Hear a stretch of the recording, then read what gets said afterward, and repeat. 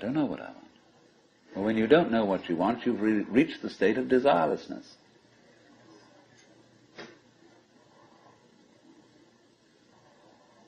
When you really don't know. But you see, there's a beginning stage of not knowing, and there's an ending stage of not knowing. In the beginning stage, you don't know what you want because you haven't thought about it, or you've only thought superficially.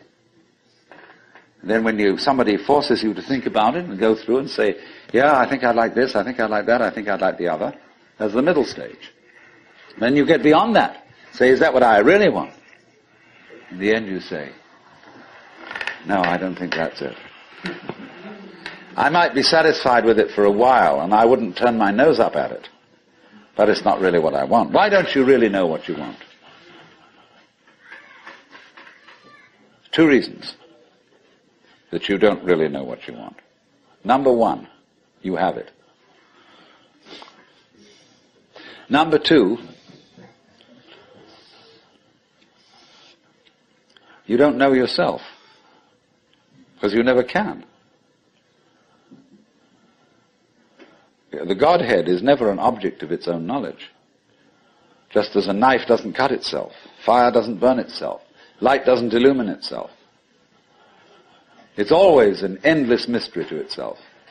I don't know. And this I don't know, uttered in the infinite interior of the Spirit,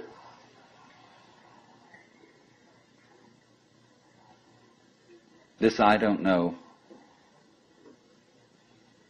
is the same thing as I love, I let go, I don't try to force or control. It's the same thing as humility.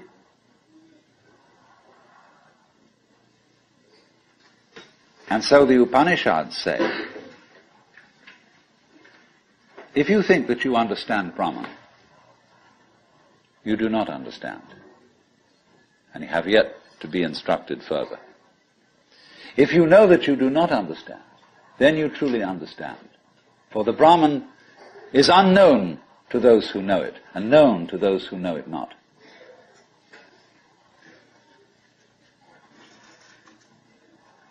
And the principle is that any time you, as it were, voluntarily let up control, in other words, cease to cling to yourself, you have an access of power.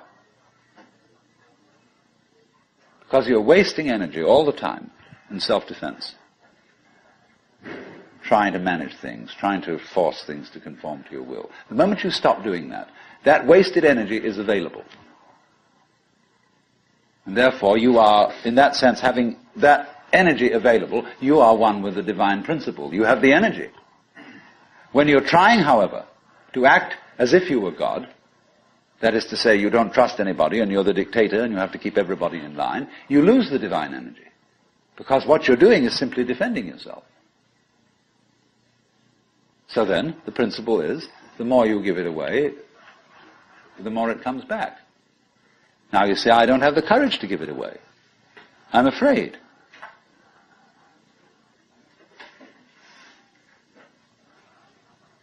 And you can only overcome that by realizing you better give it away because there's no way of holding on to it. The meaning of the fact, you see, that everything is dissolving constantly, that we're all falling apart, we're all in a process of constant death, and that the worldly hope men set their hearts upon turns ashes, or it prospers, and like snow upon the desert's dusty face, lighting a little hour or two is gone. You know, all that Omar Khayyam jazz. You know, the cloud-capped towers, the gorgeous palaces, the great globe itself, I, all which it inherits shall dissolve, and like this insubstantial pageant faded, leave not a rack behind. All falling apart. Everything is. That's the great assistance to you. See, that fact that everything is in decay is your helper. That is allowing you that you don't have to let go because there's nothing to hold on to. It's achieved for you, in other words, by the process of nature. So once you see that you just don't have a prayer, and it's all washed up, and that you will vanish and leave not a rack behind, and you really get with that, suddenly you find you have the power. This enormous access of energy. But it's not power that came to you because you grabbed it. It came in entirely the opposite way. And power that comes to you in that opposite way is power with which you can be trusted. Of course, what we've been talking about is not so much a set of ideas as an experience, or shall we say experiencing. And this kind of seminar, in comparison with encounter groups or workshops of various kinds, or experiments in sensory awareness, is now being called a conceptual seminar. Although I'm not talking about concepts.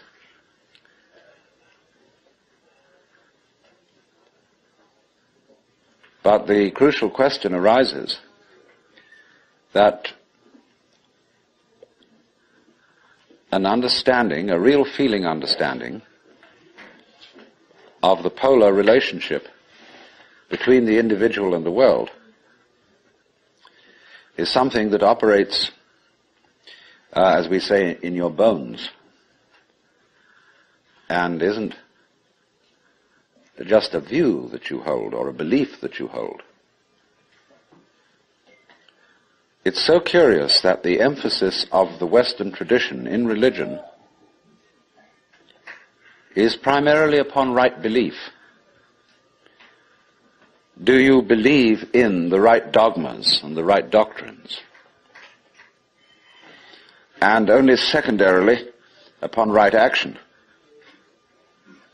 Because what you believe is, in Christianity at any rate, far more important than what you do. Because one is saved through faith, not by works. And early in its history, the Christian church rejected the movement in the church which had been known as Gnosticism, from the Greek gnosis, which means knowledge. And in a way, there were some sound reasons for doing so. Because the Gnostics were what I would call anti-materialists. They divided human beings into three classes that were called, respectively, pneumatic, psychic, and hylic. The last one being H-Y-L-I-C, from the Greek hyli, or they would call it now ile, meaning wood. So the people were spiritual, psychological, and wooden. And that is to say, the wooden people were those most absorbed in materiality and most closely identified with their bodies. And Orthodox Christianity rejected this sort of distinction because of the perfectly correct idea that material existence is not inconsistent with spirituality. This is something which most Christians have forgotten. But they do believe as the central principle of Christianity in what's called the incarnation. That in the Jesus of Nazareth, Almighty God did in fact become material, become human. And by this process initiated a transformation of the cosmos. In the words of St. Athanasius, God became man that man might become God. And you don't hear that from the pulpit very often. The Christian church therefore emphasized pistis, or faith, as against gnosis, or knowledge. Because they said you can never know God. God could never become an object of knowledge. And in this funny roundabout way, the Christian theologians were saying exactly the same thing as the Hindus. Only the Hindus do call this knowledge of God through faith, they call it jnana, which is the same as the Greek word gnosis. But just to give you a little sidelight on how words get mixed up in their meanings, we now have a class of person called an agnostic. And an agnostic generally means a person who doesn't commit himself to any beliefs about the ultimate nature of things. He just says he doesn't know. But the original word, agnosia in Greek, meant a special kind of knowledge. It was called the dark knowledge of God. The knowledge of God in the cloud of unknowing, to use the title of a mystical treatise written by an anonymous 14th century English monk. This monk derived his ideas from a very mysterious figure who wrote under the name of Dionysius the Areopagite.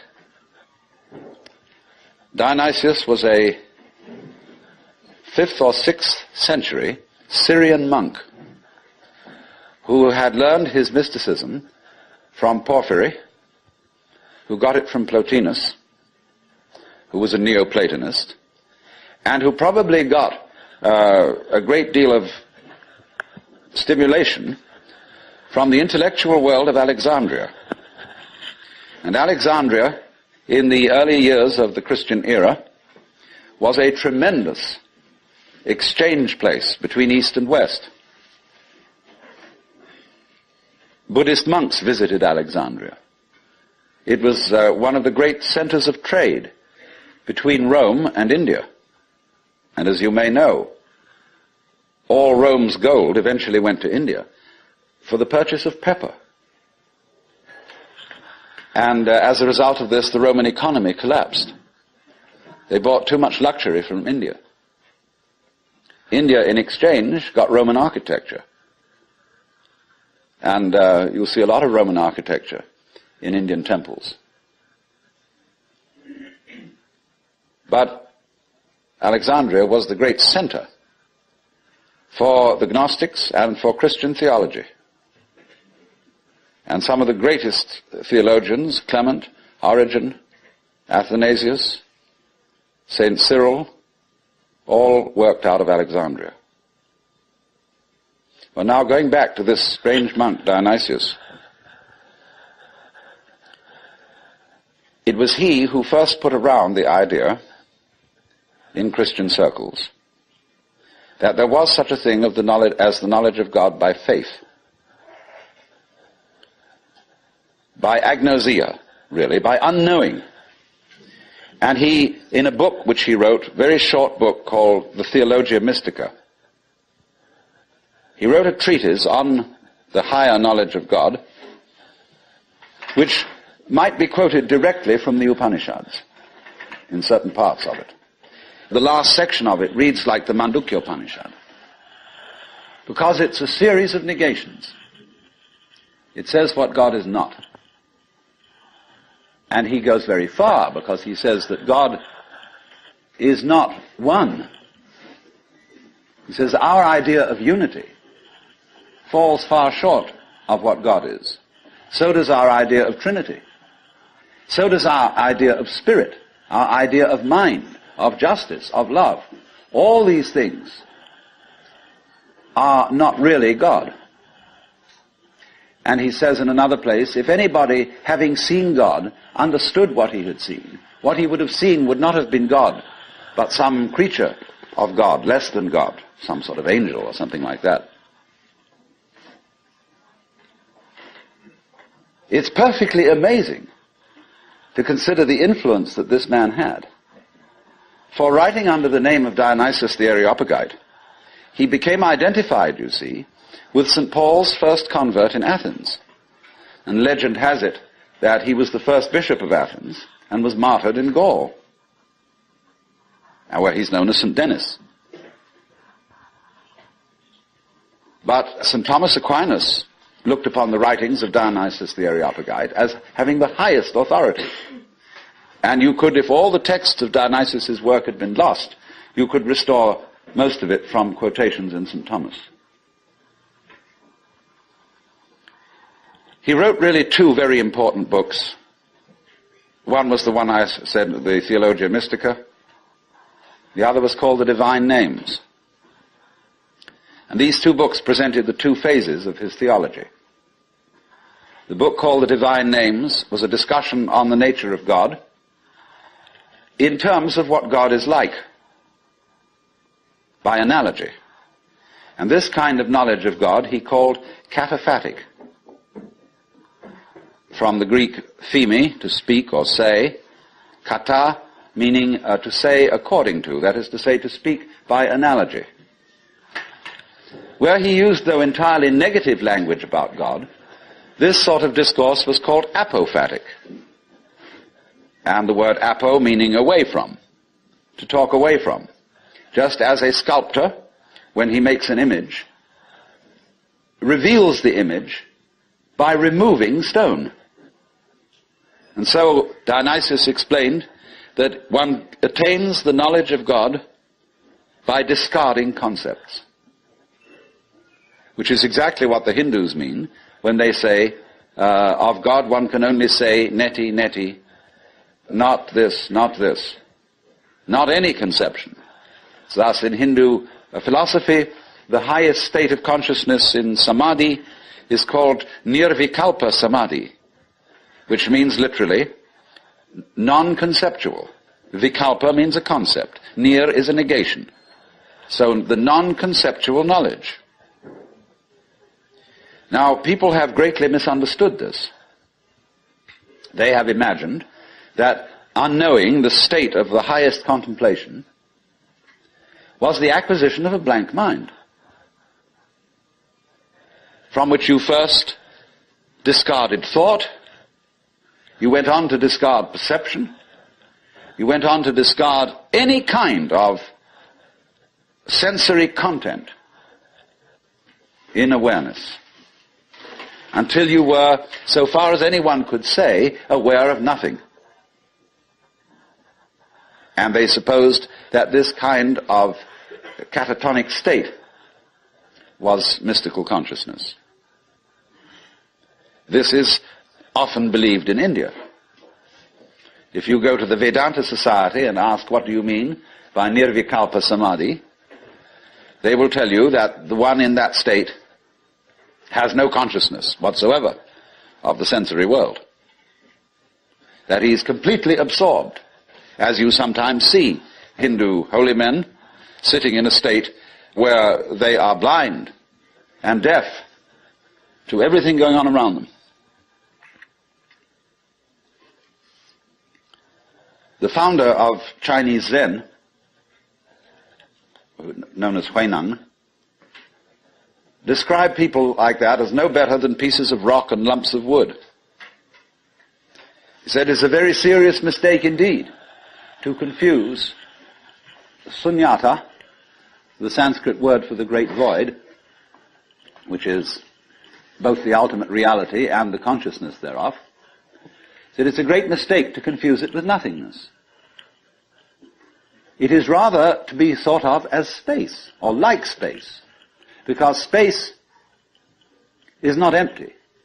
It contains the whole universe. And so in the same way, the state of mind of a person who is truly enlightened is not empty. It contains everything. But like space, it is not stained by what it contains. And it's often said in Zen imagery, you can't hammer a nail into space. You can't spit on the sky and soil it. If you try, the spit will just return and hit your own face. So they go on to say the consciousness in all of us, your basic mind is like space. It is completely pure. But of course by purity, they don't mean unsexual. which is, of course, what purity generally means in the Western world. Blessed are the pure in heart, for they shall see God. A person who's pure in heart is generally understood as one who never has any naughty thoughts. You know what naughty means? It means vain, negative, empty. A naughty person, therefore, is one who doesn't amount to anything, who's just nothing. That's the real meaning. But this misunderstanding of the nature of contemplation existed not only in India, from which it was transmitted to China, but also in the West. You read many treatises on Western mysticism, and there's still the feeling that getting into a deep, deep trance, sometimes called rapture. Again, the word rapture has undergone some transformations.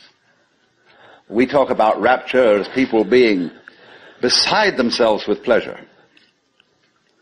But to be rapt means to be taken away from the body.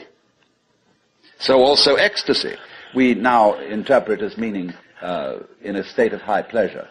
But it means to be outside yourself, to stand outside yourself. Your soul has left you, it is with God. As Arabs say of all crazy people, be kind to them. They're not here, their soul is with God. But actually, if it can be true, as Buddhists say, that nirvana and samsara are one, and if it can be true, as Christians say, that the spirit can be made flesh, the word can be made flesh, then obviously the highest form of man is not sitting in a trance like a lump on a log, with a perfectly blank mind. Because if that were the highest state of consciousness, it would be an exclusive state of mind. A state of mind that shuts out life. And in that sense it could not qualify for being what the Hindus call non-dualistic. They always speak of the highest reality as being not one, because one excludes many. Not nothing, because nothing excludes something. Not being, because being excludes non-being, and vice versa. And so they use this word non-dual to mean that which doesn't exclude anything, which, as it were, has no outside. As we say, space has no outside. You can only have outsides inside space. You can't have any outsides outside space. There is no outside space, even though space may be curved and finite.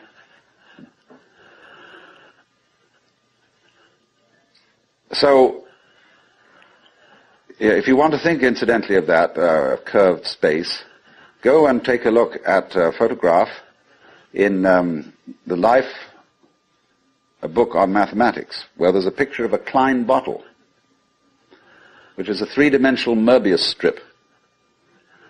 A Möbius strip, you know, is a piece of paper that is twisted once and then joined. And it has only one side and only one edge. Now, a Klein bottle is a three-dimensional Möbius strip, and it only has one inside. It has no outside. You can say it has an inside and no outside, or it has an outside and no inside. It's a fabulous little trick. But something like that would be the nature of space, as that which does indeed transcend the opposites. Not quite. No, we'd have to do one extra move on a serpent to make it into a Klein bottle. You'd have to tuck its head through the side of its skin and make the aperture through the mouth continuous with the inside of the serpent towards the tail, you see. That's more or less what a Klein bottle is. So,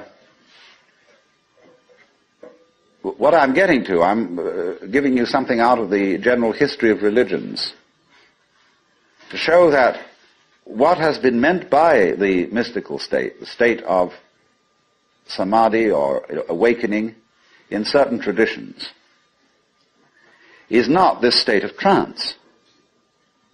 but a state of consciousness in which you can perfectly well carry on your daily affairs. And of course, what is meant by a bodhisattva as the ideal type of Buddhist person is that he is not wrapped, that he is actively engaged in the life of the world, because he has gone beyond the illusion that nirvana is to be found away from everyday life. So what is then the point of meditation? Why meditate? Why do you have to crawl off into a hole, or go to a Zen monastery, or retire and be quiet, when this is only a withdrawal? Is there anything to be said for it? Well, meditation is, in that sense, as a practice, as a discipline, is a very curious problem. Because from one point of view it's a help, and from another point of view a hindrance. And I think we have to understand, first of all, that meditation exercises are medicinal rather than dietary. The same could be said of LSD. A medicine, not a diet. Something that is described in Zen as when you want to open a door, or summon someone to open the door for you, you pick up a brick and you knock on the door, but you don't carry the brick into the house. When you need a raft for crossing a stream, you cross the stream on the raft, but you leave the raft on the bank at the other side. You don't go carrying it around. But a lot of people, when they get into meditation, or they get into religion, or into any kind of exploration of this sort, turn the door into a revolving door and keep on going round and round and round and never get through. They say, what a gas it is to be in this revolving door. So I think a good definition of a parasite is the person who goes through a revolving door on someone else's push.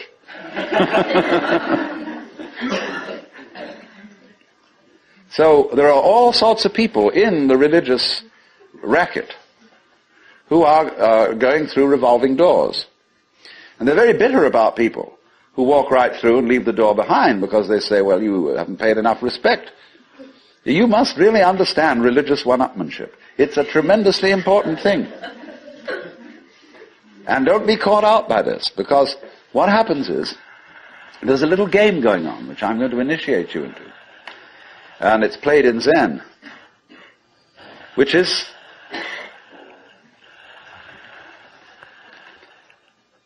it works like this. If you go to a teacher and ask for spiritual instruction, or even if you come to a seminar like this, you are, by doing that, confusing yourself. Because you are looking for what you're asking for outside, as if someone else could give it to you, as if you didn't have it. So the teacher knows that as long as you do that, you haven't understood. But he doesn't just tell you to go away. Or he may sometimes just say, go away, I'm too busy. And in any case, I can't tell you anything. Well, people won't take that for an answer. They won't take no for an answer. And furthermore, if he just said, go away, they would just find some other teacher who would exploit them and maybe keep them as followers for years and acquire a great deal of money by so doing. But what he does is another thing. He tries to give them the put down, as if to say, you have a great long distance to go yet. Your attainment is not at all perfect. And they're always talking about other sects and other schools and saying, well, they haven't really got the point, you see? So that you keep losing faith in yourself and feeling, my goodness, I haven't yet attained this thing. And that keeps you working. But all the time, you're being talked out. It's like someone who's a pickpocket and he's stolen your own watch and is selling it to you.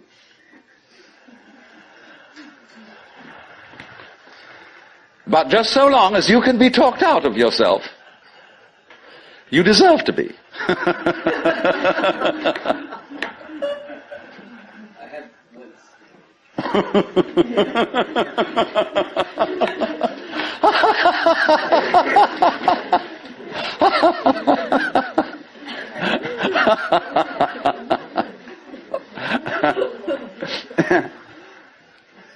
Now, you become very aware of this if you ever do momentarily slip into some sort of mystical experience. You become aware of this tremendous gamesmanship going on. And you see it as sort of continuous with all sorts of cosmic games that are going on, of creatures eating other creatures up, and the creatures that get eaten, of course, transform themselves into the creatures that eat them, and then in turn eat other creatures. And you see the whole hide-and-seek game going on, and then you realize very clearly that the state of development that you are in now is no better and no worse than anybody else's state. Because it's like space again. Which planet is in, or which star is in the best position? Well, it's all equal. They're all in the middle. Any one can be considered as the center one. Any point on a sphere is the center of the surface of the sphere. So, in the same way, everybody, in all his behavior, whatever he's doing, whether we call him from a certain point of view sick, or whether we call him healthy, whether we call him good or bad, neurotic, normal, psychotic, sane, all the manifestations are just like the leaves on the trees. And in each being in a unique way is, as Christians would say, manifesting the will of God. So, there really, from that point of view, you see, there is nothing to do to attain Buddhahood. Nothing at all. But you see, that's very difficult to understand, because a lot of people, when they hear that there's nothing to do, try to do nothing. And you can't. Because you are karma, and karma means action. You can't do nothing. But the thing you're looking for, or think you're looking for, is what you're doing. Is what's called you. Only, of course, as we all know, we've got ourselves into the idea that oneself is so difficult to see. Because it's like, as I've often said, trying to bite your own teeth or look into your own eyes, and you can't find it. It's always behind. It's like your head is, from the optical point of view, a blank space. Neither light nor dark. It's right in the middle of everything. And so, one of the great tricks of gurus is to set people looking for their heads. There's a famous story of a king in India in ancient times called Yajnadatta. And one morning he woke up and reached out for his mirror and brought it over. No head. He was looking in the wrong side of the mirror. And you know, he was kind of bleary-eyed and had a hangover. So he summoned servants and said, "Ye gods, I've lost my head. Find it." And they said, "But Your Majesty, it's there on your shoulders." He said, "It is not. I can't see it in the mirror. Nobody can show me my head." So they were rushing all over the place, looking for the head. Now the trick to that is, of course, that you are perfectly well aware of your head, only not in a form in which you expect to be aware of it. You expect to be aware of your own head in the same way as you're aware of other people's heads. But that wouldn't be true of you, because you've got an inside view on your head. You have an outside view on other people's heads, because, of course, you're taking an inside point of view. But the way in which you are aware of your head is in terms of what you are seeing and hearing. Because all sights and all sounds are what the nerves inside your head are doing. That's how to be aware of one's head. You are aware, therefore, of yourself, the mysterious self that you have, in terms of experience. Because there isn't really any difference.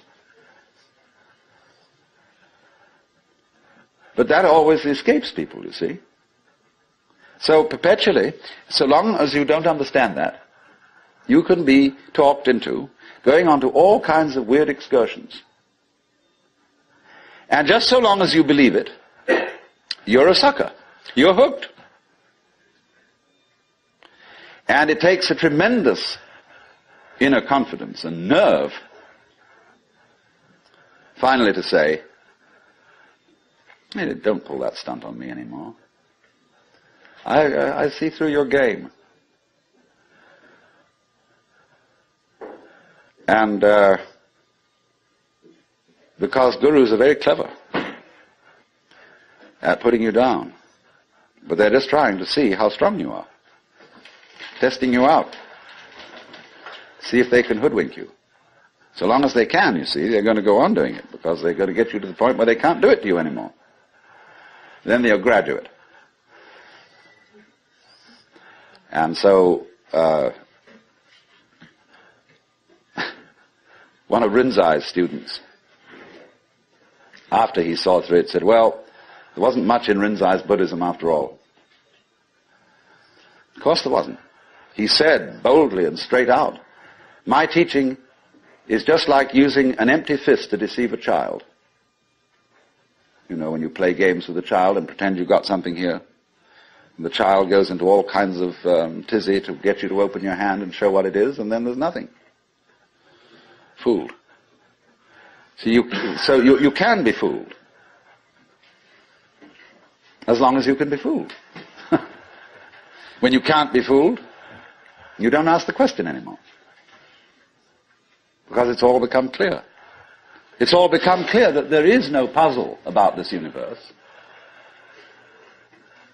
What makes you think there are puzzles about this universe? Very simple reason. You're trying to explain it. And when you explain things, what do you mean by explanation? There are several meanings of explanation. There's really one basic meaning. But first of all, to be able to translate what is happening into terms of words or numbers.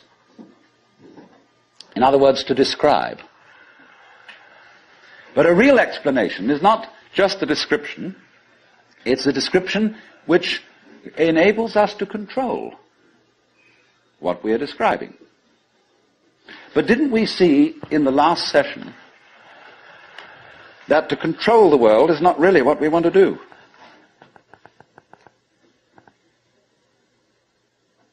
So that if all explanations have as their function enabling us to control things, then maybe an explanation isn't what we wanted.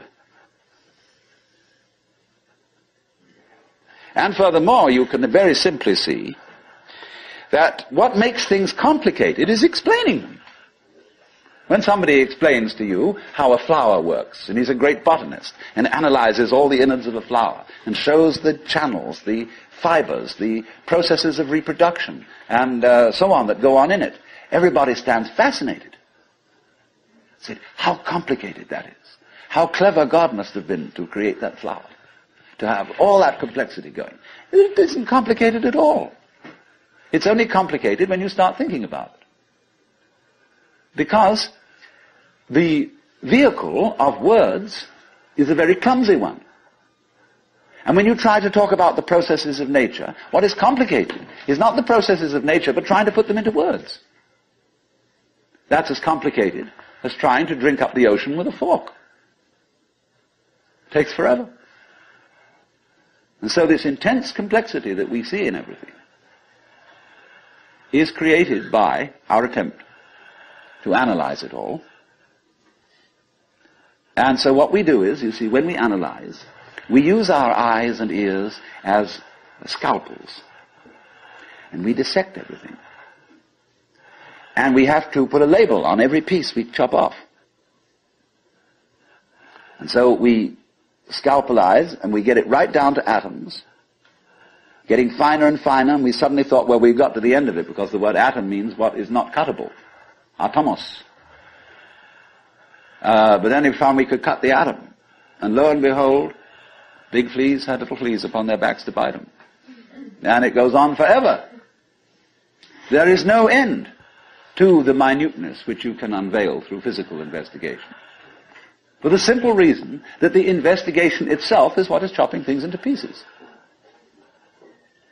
And the sharper you can sharpen your knife, the finer you can cut it. And the knife of the intellect is very sharp indeed.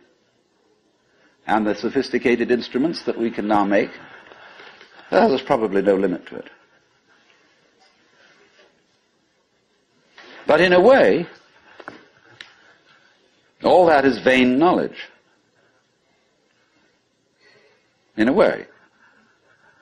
Because you see, what it does is, it gives you the illusion that you've solved your problems.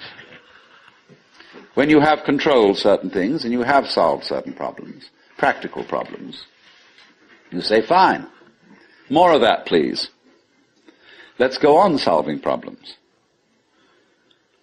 And then you do.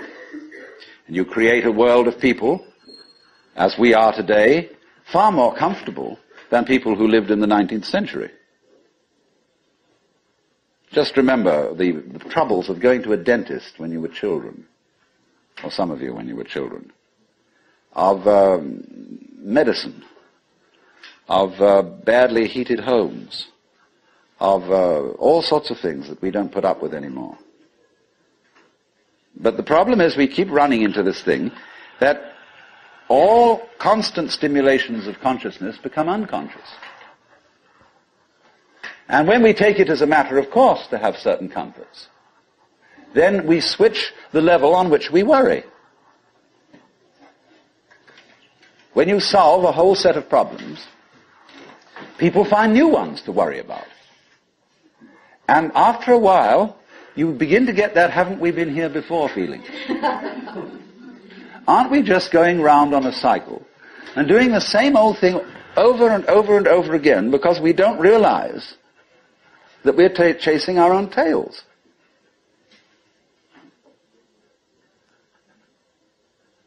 By an eternally recurrent process of not knowing who you are.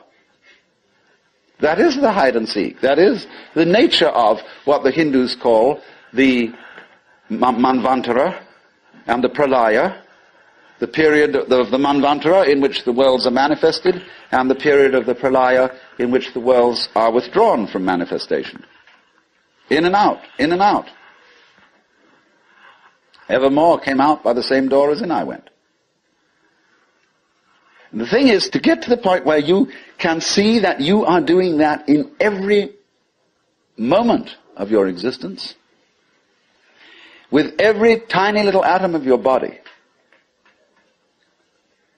you now, at this minute, you see, are the whole system of inning and outing. In other words, you often think perhaps, maybe a long, long time ahead, I shall reach the point where I wake up from manifestation and overcome the world illusion and discover that I am the supreme reality behind all this diversification. My friends, there is no diversification.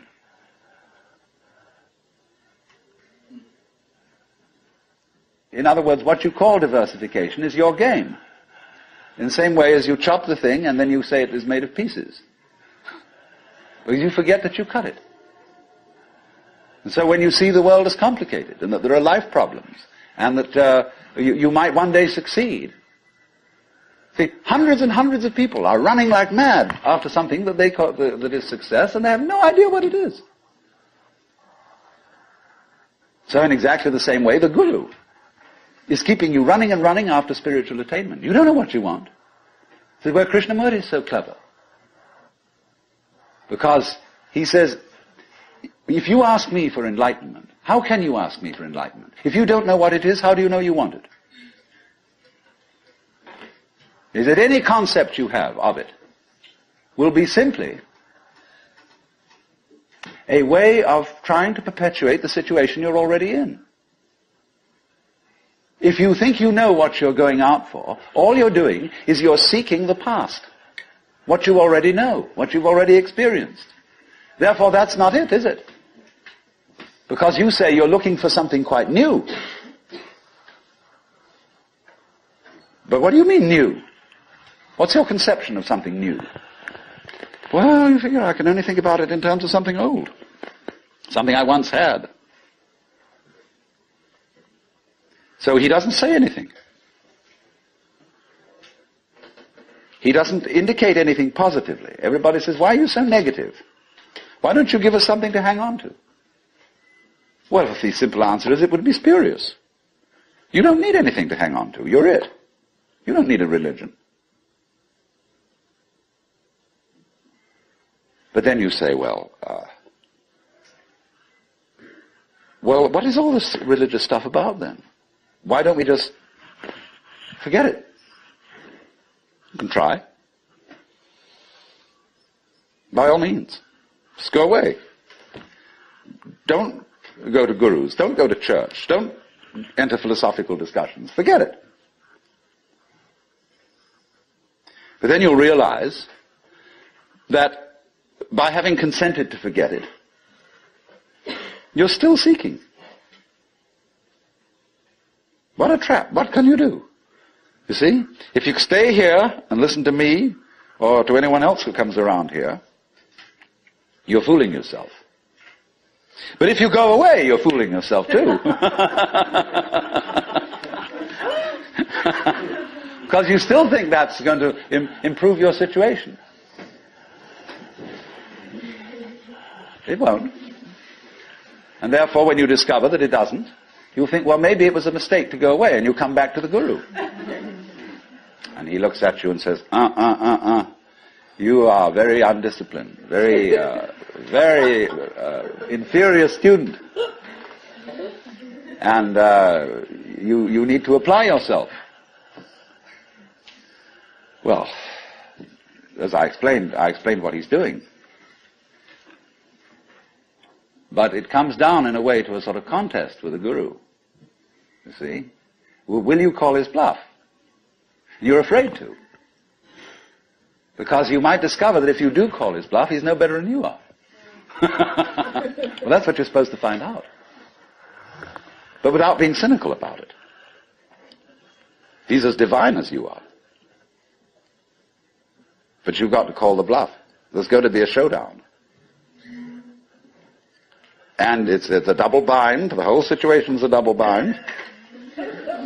Because it doesn't do any good to stay here, and it doesn't do you any good to go away. Either to do something about it or to do nothing about it. Now then, there's something else. When you understand that, and when you realize that there's nothing to realize, because it's all here, then what are you going to do?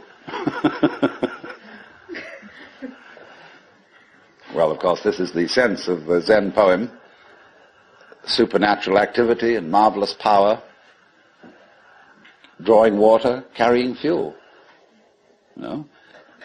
Do whatever one does as a human being. But there's a little element of Philistinism in that. It's like when a child is pestering father or mother with all sorts of questions. They finally get down to the deepest metaphysical problems. They say, oh, shut up and eat your donut. And I wouldn't say that, you see, at this point. Because life, as one looks at it, you see, is in fact a celebration of itself. when you look out at night at the stars and you really wonder, good God, what is all that about? Well, it's a firework display. And it's celebrating High Holy Day. It's whoopee. And the whole world is whoopee. It's a kind of exuberance. And therefore the proper function of religion is digging this. It's not seeking.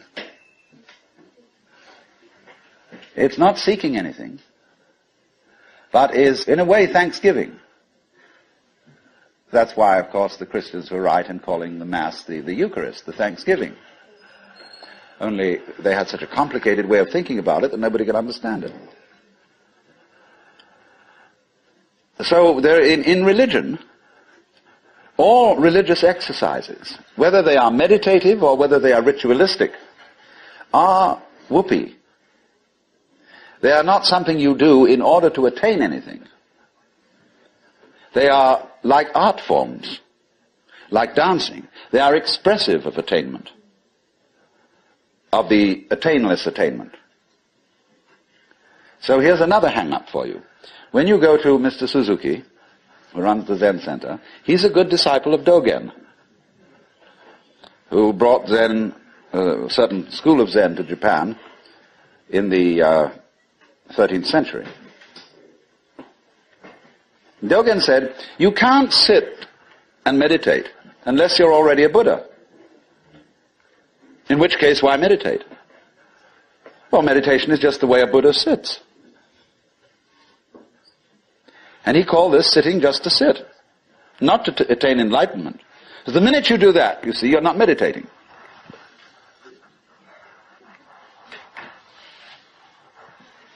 So you only become a good meditator if you're not looking for anything. And therefore, you realize what a great thing it is to be able to sit. And what a great thing it is not to dissect the world with your analytical intellect. To be able to look out at the water or the trees or at the floor and the light on it in front of you without calling it light or floor or trees or thinking that it has parts or thinking that it's complicated. It isn't. So when you can sit without thinking, not with an empty mind, mind you, I'm going back to that point, not with an empty mind, but just a non-analytic mind, a non-probing mind, where you're not creating problems all the time by trying to control it, by trying to control your mind, by trying to control your experience, what you see and hear. You then just simply discover that there is no way of controlling what you're experiencing, because what you're experiencing is you. And to try and really fundamentally control that is just going around in a circle. So if I would say to you now, what you have to learn is to let it happen, that's wrong too. There's no one to let it happen. If I say to you, accept your experience, be calm and open to things, that again perpetuates the illusion that you're something different from it. And so we go round and round. But if there are some people who want to get together, and like we would get together to play poker, or to have a walk, go fishing, or sail a boat, if there are some people who want to get together to meditate, and to have rituals, and to chant, great. It's an art form. And you can only use it and make it a good art form if you're not using it to get something. And this is what really is the bane of temples all over the world. You go into Buddhist temples where they theoretically don't believe in any God. But there are the people praying. And they're all doing it in order that we get a male child next time around, or that the horse recover from a disease, or that mama gets cured of the dropsy. And all these petitions are going on and on and on. People always coming to the temple to ask for something. Lowbrow people for lowbrow things, highbrow people for highbrow things. And there all the vendors sit outside and sell souvenirs and magic and charms, and all the people go in and do this. And all these serious priests sitting there, really having to keep up face and say, yes, we can provide these services. On the other hand, if you go in to one of these temples, along with all the faithful followers, and have a ball, buy a bead, buy a candle, buy this, buy that, buy some incense, go in, and dig this great thing going on, salute the Buddhas, or the altars, or the crucifixes, or what you will. But don't take it seriously.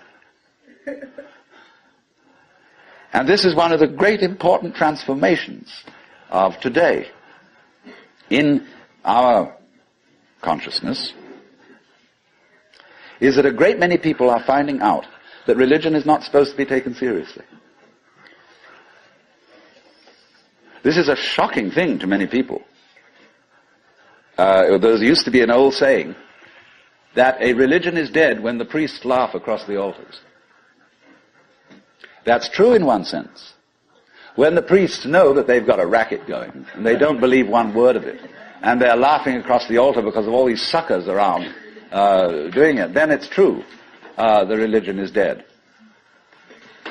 But when the priests laugh at the altars, because they're having such fun, because this whole scene is so beautiful, well, it's the difference between some stuffy old Buddhist priest humming a sutra and Allen Ginsberg chanting a sutra. That's a thing to hear. Because there's people going, they go on for interminably. It's a bore. They're sick of it. But they get paid for it. This is magical. But when Allen Ginsberg chants the sutra, everybody gets in a circle and he gets these little bells, and they get going. It's just like a jam session, where everybody is absolutely delighted. Well, that's the way to do it. And if you can't do it that way, forget it.